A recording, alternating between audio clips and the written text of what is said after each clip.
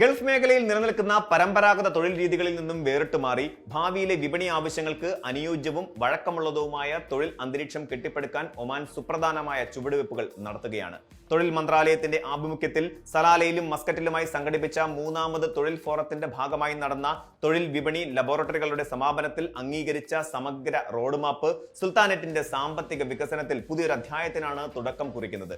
തൊഴിൽ വകുപ്പ് മന്ത്രി ഡോക്ടർ മഹദ് സയ്യിദ് ബ ഉവൈന്റെ നേതൃത്വത്തിൽ നടന്ന ഈ പരിപാടി കേവലം പ്രതിസന്ധികൾ ചർച്ച ചെയ്യുന്നതിൽ ഒതുങ്ങാതെ നിയമനിർമ്മാണത്തിൽ സുതാര്യത കൊണ്ടുവരാനും രാജ്യത്തിന്റെ സാമ്പത്തിക വൈവിധ്യവൽക്കരണത്തിന് പുതിയ വാതിലുകൾ തുറക്കാനും ഉതകുന്ന പ്രായോഗിക തീരുമാനങ്ങൾ മുന്നോട്ട് വെച്ചു. വ്യക്തമായ പ്രകടന സൂചകങ്ങൾ, ഉത്തരവാദിത്തപ്പെട്ട സ്ഥാപനങ്ങൾ, കൃത്യമായ സമയപരിധികൾ എന്നിവ ഉൾപ്പെടുത്തി രൂപകൽപ്പന ചെയ്ത ഈ പദ്ധതി ഒമാന്റെ തൊഴിൽ മേഖലയെ കൂടുതൽ മത്സരക്ഷമമാക്കും എന്ന് കരുതപ്പെടുന്നു.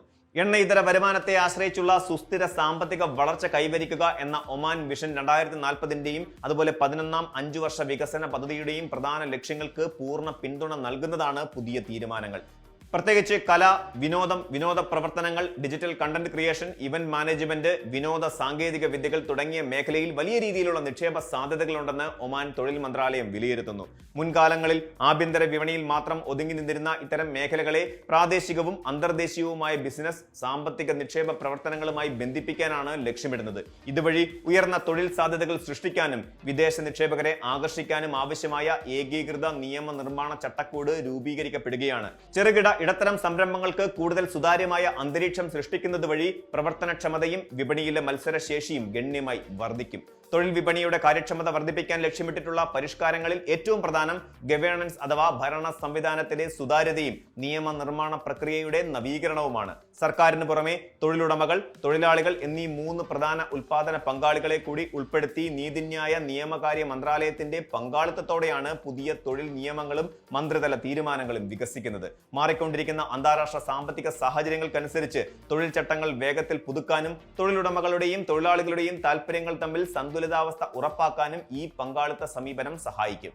പ്രശ്നങ്ങളുടെ ഉപരിപ്ലവമായ പരിഹാരങ്ങൾക്ക് പകരം അതിന്റെ അടിസ്ഥാന കാരണങ്ങൾ കണ്ടെത്തുകയും എണ്ണ, വാതക മേഖലകൾ ഉൾപ്പെടെയുള്ള തന്ത്രപ്രധാന രംഗങ്ങളിലെ നാവിക തൊഴിൽ സുരക്ഷ ഉറപ്പുവരുത്തുകയും ചെയ്യുന്ന രീതിയിലാണ് ലബോറട്ടറികൾ പ്രവർത്തിച്ചത്. രാജ്യത്തെ യുവാക്കൾക്ക് തൊഴിലവസരങ്ങൾ ഉറപ്പാക്കുന്നതിന്റെ ഭാഗമായി ഒമാൻ പുതിയ ദേശീയ തൊഴിൽ നയത്തിനും തുടക്കം കുറിച്ചിട്ടുണ്ട്. അടുത്ത 5 വർഷത്തിനുള്ളിൽ സ്വദേശികൾക്കായി 3 ലക്ഷം നേരിട്ടുള്ള തൊഴിലവസരങ്ങൾ സൃഷ്ടിക്കുക എന്ന വലിയ ലക്ഷ്യമാണ് സർക്കാർ മുന്നോട്ട് വയ്ക്കുന്നത്.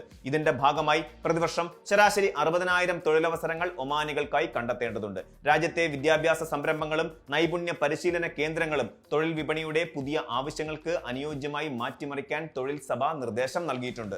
ആധുനിക മാധ്യമങ്ങൾ, ആർട്ടിസ്റ്റിക് പ്രൊഡക്ഷൻ, ക്രിയേറ്റീവ് ഇൻഡസ്ട്രികൾ എന്നിവയിൽ പ്രാപ്തരായ സ്വദേശി യുവാക്കളെ വാർത്തെടുക്കുന്നതിലൂടെ സമ്പദ് വ്യവസ്ഥയിൽ ദേശീയ പങ്കാളിത്തം വലിയ തോതിൽ ഉയർത്താൻ സാധിക്കുമെന്നാണ് വിലയിരുത്തൽ. ഒമാനിൽ നടപ്പിലാക്കി വരുന്ന ഈ വിപ്ലവകരമായ മാറ്റങ്ങൾ പ്രവാസി മലയാളികൾ ഉൾപ്പെടുന്ന വലിയൊരു ഇന്ത്യൻ തൊഴിലാളി സമൂഹത്തിൽ ആഴത്തിലുള്ള സ്വാധീനമാണ് ഉണ്ടാക്കാൻ പോകുന്നത്. വാണിജ്യ, ഭരണ മേഖലകളിൽ സ്വദേശിവൽക്കരണം കൂടുതൽ ശക്തമാകുന്നതോടെ പരമ്പരാഗത ഓഫീസ് ജോലികൾ, എൻട്രി ലെവൽ തസ്തികകൾ, സാധാരണ വിൽപ്പന മേഖലകൾ എന്നിവയിൽ വിദേശ തൊഴിലാളികൾക്കുള്ള സാധ്യതകൾ മുൻപത്തേക്കാൾ പരിമിതപ്പെടും. എന്നാൽ ഈ പ്രതിസന്ധിക്കപ്പുറം വൈദഗ്ധ്യമുള്ള പ്രവാസികൾക്ക് പുതിയൊരു വാതിൽ തുറന്നു നൽകുകയാണ് ഒമാന്റെ പുതിയ നയം.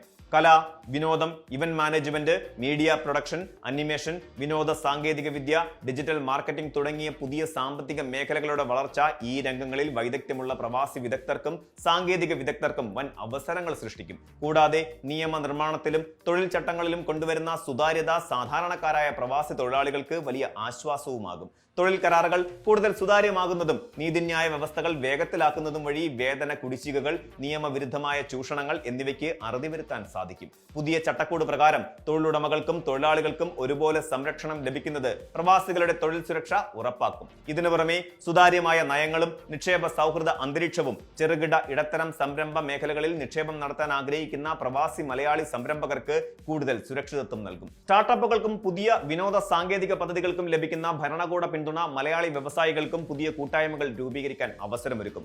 ഒമാൻ വിഷൻ 2040ന്റെ ഭാഗമായി സുൽത്താൻ ഹൈതം ബിൻ താരിഖിന്റെ ഭരണത്തിന് കീഴിൽ രാജ്യം അതിവേഗം നവീകരിക്കപ്പെട്ടുകൊണ്ടിരിക്കുകയാണ്. പരമ്പരാഗത എണ്ണ സാമ്പത്തിക വ്യവസ്ഥയിൽ നിന്നും വിജ്ഞാനാധിഷ്ഠിത സാങ്കേതിക സമ്പദ് വ്യവസ്ഥയിലേക്കുള്ള ഈ മാറ്റം മേഖലയിലെ തന്നെ ഏറ്റവും ശ്രദ്ധേയമായ നീക്കങ്ങളിൽ ഒന്നാണ്. മാറിയ തൊഴിൽ സാഹചര്യങ്ങളോട് പൊരുത്തപ്പെടാൻ പ്രവാസി സമൂഹം തങ്ങളുടെ പരമ്പരാഗത തൊഴിൽ രീതികളിൽ മാറ്റം വരുത്തേണ്ടതുണ്ട്. ആധുനിക സാങ്കേതിക വിദ്യ, പുതിയ മാധ്യമ കഴിവുകൾ, പ്രത്യേക സാങ്കേതിക നൈപുണ്യങ്ങൾ എന്നിവ സ്വായത്തമാക്കുന്ന പ്രവാസികൾക്ക് ഒമാനിലെ മാറുന്ന വിപണിയിൽ ഉയർന്ന പദവികളും അവസരങ്ങളും വരും നാളുകളിൽ ഉറപ്പാക്കാൻ സാധിക്കും.